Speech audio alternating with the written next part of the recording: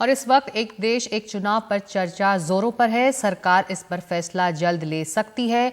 कैसी होगी प्रक्रिया अगर लोकसभा के साथ साथ राज्यों में एक साथ चुनाव कराने पर फैसला लिया जाता है? वैसे ओडिशा ऐसा एक राज्य है जहां पर हर 5 साल में विधानसभा चुनाव लोकसभा के साथ ही होते आए हैं। 2019 में लोकसभा चुनावों के ही साथ ओडिशा में वोटरों ने विधानसभा के लिए भी वोट डाले थे। जब दोनों चुनाव एक साथ हों तो प्रक्रिया भी बेहद सरल होती है। एक बूथ पर 2 ईवीएम रखे जाते हैं, एक विधानसभा के लिए, एक लोकसभा के लिए। बूथ में वोटर जब अंदर जाते हैं तो दोनों मशीनों पर एक के बाद एक बटन दबाते हैं और फिर बाहर आते हैं। बाहर निकलने से पहले हमेशा की तरह एक ही उंगली पर स्याही लगा दी जाती है। यानी अगर वोटर एक बार बूथ के अंदर गया तो उसे दोनों चुनावों के लिए वोट डालना होता है, क्योंकि अगर वोटर ने विधानसभा के लिए बटन दबाया और लोकसभा के लिए नहीं तो फिर उसे दोबारा अंदर जाने की इजाजत नहीं है। वन इलेक्शन वन नेशन मुद्दे पर यह भी चर्चा हो रही है कि क्या मतदाता सोच समझकर ठीक से वोट दे पाएंगे अगर विधानसभा और लोकसभा चुनाव साथ होते हैं? क्या उसकी सोच पर कोई असर पड़ेगा? उड़ीसा के नतीजे बताते हैं कि ऐसा नहीं है। वोटर के मन में कोई असमंजस नहीं होता है। 2019 में उड़ीसा में लोकसभा और विधानसभा चुनाव एक साथ हुए थे। इसमें लोकसभा में बीजेपी ने अच्छा प्रदर्शन किया था, जबकि विधानसभा में बुरी तरह हारी थी। उड़ीसा में लोकसभा की 21 सीटों में से 8 बीजेपी जीती थी, जबकि विधानसभा की 112 सीटों में से बीजू जनता दल ने 112 और बीजेपी ने सिर्फ 23 सीटें जीती थी। इससे ये साबित होता है कि लोकसभा के लिए उड़ीसा में बीजेपी के लिए ज़्यादा वोट पड़े, जबकि विधानसभा के लिए नवीन पटनायक की बीजेडी के लिए।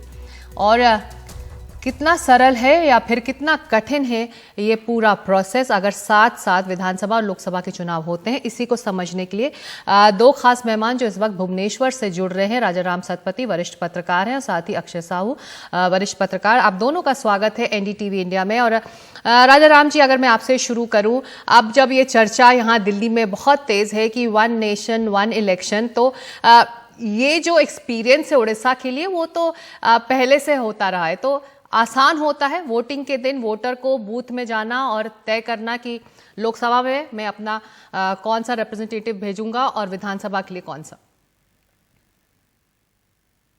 एक देश एक निर्वाचन, ये ऐसा एक्सीलेंट आइडिया और कहीं नहीं मिलेगा। लेकिन जब देश में ये नहीं हुआ है, उड़ीसा में कम से कम 2004 से एक बार ही इलेक्शन होता है जहां वोटर इलेक्शन बूथ को जाता है और 2 ईवीएम मशीन वहां होता है, एक लोकसभा के लिए, दूसरा है विधानसभा के लिए। वोटर जिसको चाहे बटन दबाते हैं और आते हैं। कोई दिक्कत किसी को आज तक नहीं हुआ है। हाँ, ऐसे अगर आप पूछेंगे तो 4.5 कोटी पॉपुलेशन है, उड़ीसा का आबादी है, और उनमें से वोटर काफी नंबर है और कोई ना कोई तो गलती इधर उधर हो ही जाता है, वो अलग बात है।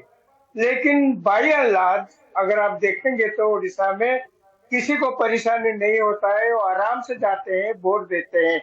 कभी कभी लोग बोलते हैं कि किसको वोट देंगे, लोकसभा में कौन है, लोकसभा का ईवीएम क्या है, विधानसभा का ईवीएम क्या है, ऐसा कंफ्यूजन कभी कभी हो जाता है। मैं नहीं मानता हूँ कि नहीं होता है, लेकिन वो मामूली है। बाकी सब लोग आदत में पड़ गए। 2004, उसके बाद 2009, उसके बाद 2014, उसके बाद 2019, ऐसे तो एक ही बार इलेक्शन ओडिशा में होता है। तो आज अब जब हम सुनते हैं कि वन नेशन वन इलेक्शन, हमको अजब लगता है कि ओडिशा तो एक्सपेरिमेंट कर चुका है 2004 से। तो उड़ीसा के लिए नई बात नहीं है। अक्षय साहब, अगर आप लोग एक्सपीरियंस वोटर्स भी हैं और एक्सपीरियंस रिपोर्टर्स भी हैं, इलेक्शन कवर किया है और लगातार आप लोग वोट भी डालते आए होंगे एक ही दिन विधानसभा के लिए और लोकसभा के लिए, लेकिन जो बाकी राज्यों के जो दर्शक हैं जो इस वक्त आप लोगों को सुन रहे हैं, तो पोलिंग बूथ में जब आप लोग अंदर जाते हैं एज अ वोटर, क्या होता है? 2 मशीनें रखी जाती है, वो पूरी प्रक्रिया अगर आप समझा सकें तो। लोकसभा के लिए और दूसरा आपका विधानसभा चुनाव के लिए।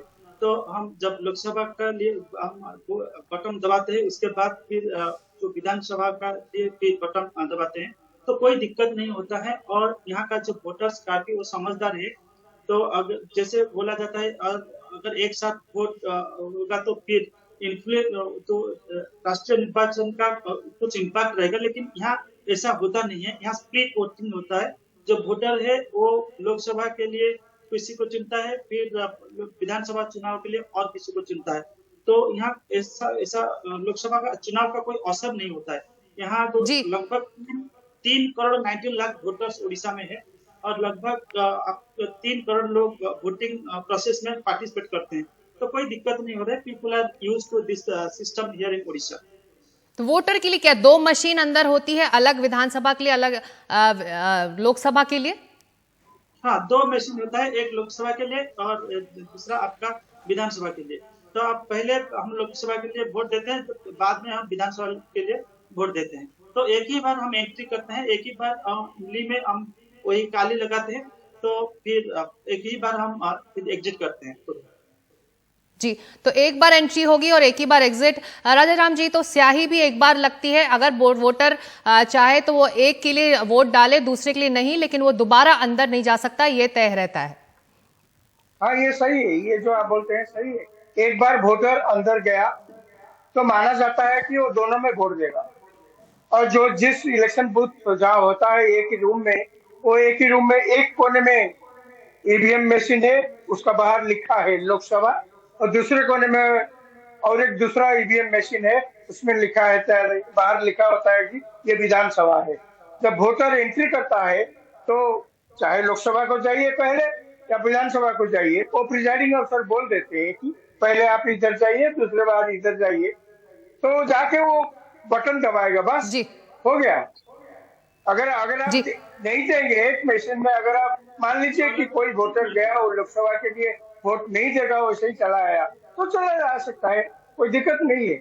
लेकिन दोबारा जा नहीं सकते, एक बार दोबारा नहीं जा सकते। तो ठीक है, तो ऐसे में एक तर्क ये भी है कि अगर एक ही दिन चुनाव होते हैं पूरे देश में और सारे राज्यों में, तो बहुत सारी चीजें बच सकती, बचत बहुत होगी।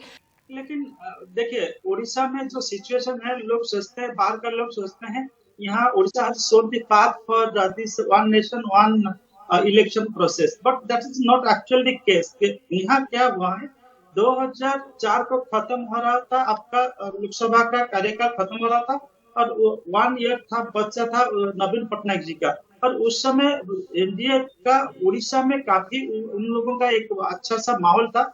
लोगों ने सोचा और एक बार वाजपेयी जी सरकार में आ जाएंगे, और वाजपेयी का जो हवा था उड़ीसा में, उसको लेकर बीजू जनता दल और बीजेपी का जो कोalition था, वो भी दूसरी बार यहाँ गवर्नमेंट फॉर्म करेगी।